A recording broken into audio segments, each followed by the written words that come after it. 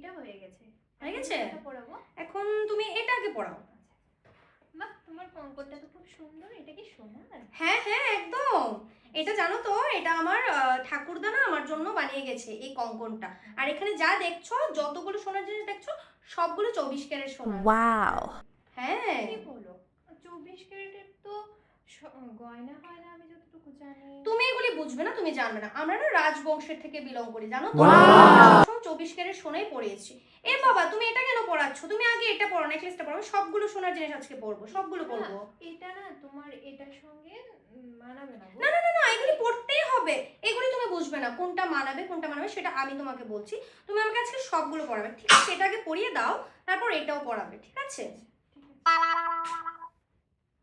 জানো তো, আমাদের বাড়িতে না মাথার মাংটিকা থেকে শুরু করে নাকের নথ থেকে শুরু করে সবকিছু সোনার পড়তে হয়। পায়ের নপুরটা পর্যন্ত সোনারে পড়তে হয়।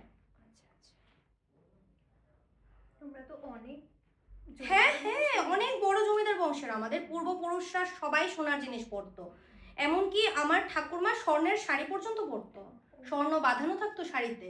Oh my god.